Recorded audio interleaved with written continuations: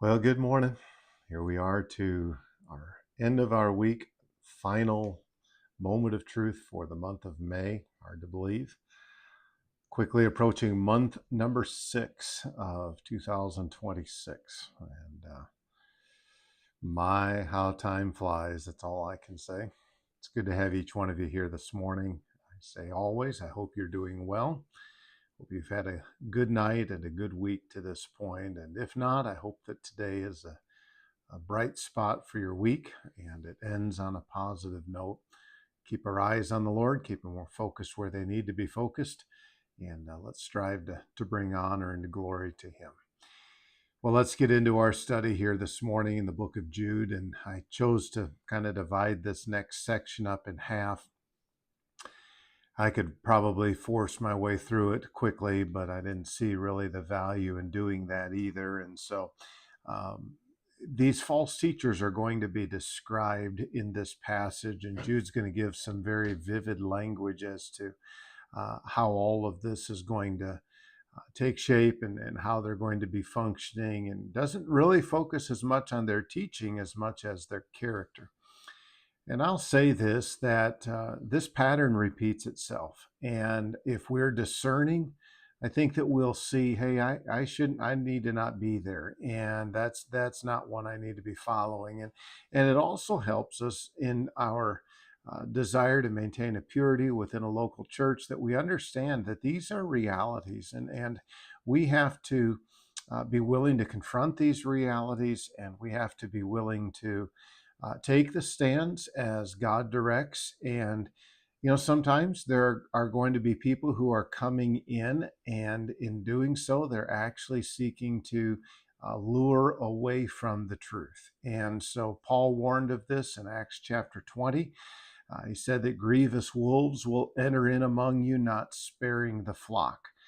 And so the point is that you and I, as believers, have to be discerning. And I think we also need to examine our own motives to be sure that our motives are pure and that what we are doing is truly such that is going to bring honor and glory to the Lord. And so when the Bible gives these kinds of descriptions, it's giving these descriptions for us to be able to look at things and say, okay, wow, this is the pattern and this is what we see. And incidentally, this is what is going to be fairly consistent as well.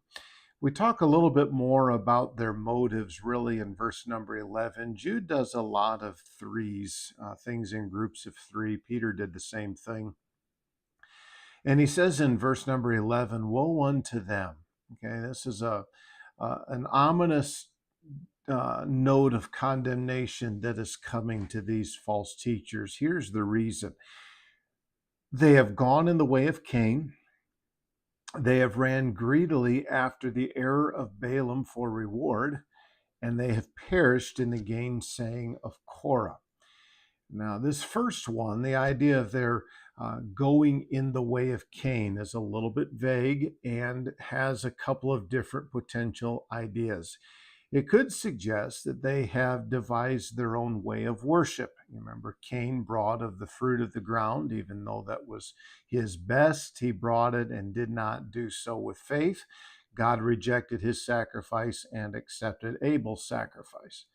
Could also suggest with Cain, as he was envious of Abel and envious of God's acceptance of his sacrifice, that maybe these false teachers are envious of others, and so they are functioning out of a motive of envy. Could also be, just as Cain hated Abel, that they likewise have a spirit of hatred. Though they have not physically committed murder, they have in their heart hated, which in Matthew chapter 5 is as indicative of murder. And so exactly how this one is understood, we don't know. It's clear it's not a compliment. And so in some way, they are functioning just as Cain did, and we need to pay attention to that. We also are reintroduced to a man by the name of Balaam. If you are familiar with his story, Numbers 22, 23, and 24, probably into a little bit of chapter 25 as well. Balaam was a false prophet who was hired by the king Balak, who was king of Moab, and he wanted to hire Balaam to pronounce a curse upon Israel, thinking that he could in some way survive and end up being victorious over them. This was the account where God told Balaam no, and Balaam piously says, "No, I can't do that." And then he got offered a little bit more money, and all of a sudden he had to go pray about it again. It's also the time the one whose donkey talked to him, and he talked back to his donkey. It's a neat little story if you read it, but nonetheless, that's what's going on there. Okay, so what was it that motivated Balaam? Well, what motivated Balaam was this idea that he could uh, gain money from them. Money and being more lucrative, all of this was what his motivation was. And he actually went on and told them, "I can't pronounce a curse, but here's what I can do. I can tell you how to defeat them, get them to intermarry with the Moabite women." And that's exactly what happened. And there were many who were killed as a result of that. But the point that Jude is bringing out for us is that Balaam was motivated by a desire for more. We should not have that be our desire. They perished in the gainsaying of Korah. The word gainsaying is a word that's a rebellion, essentially. Korah was, go back again into the book of Numbers. Korah decided to lead a rebellion against Moses and against Aaron, and God opened the earth and swallowed him up. Okay, so Korah, by the way, if you look him up in the Old Testament, different spelling, but same person. These individuals have not yet perished, but yet it's spoken of as though they already have. Jude is clearly pointing to the fact that their judgment is quite certain, that we can speak of it as though it's already a done deal. And he goes on into verse 12 and he continues these descriptions. These are spots in your feasts of charity.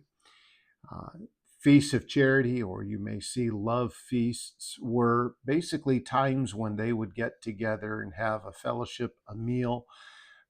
I think it seems to have been often followed by the Lord's Supper, and I think this is probably where Paul rebukes them in 1 Corinthians 11. But anyway, the believers would get together and they would have this kind of a celebration, a fellowship, so to speak. And these individuals were feasting right there with them.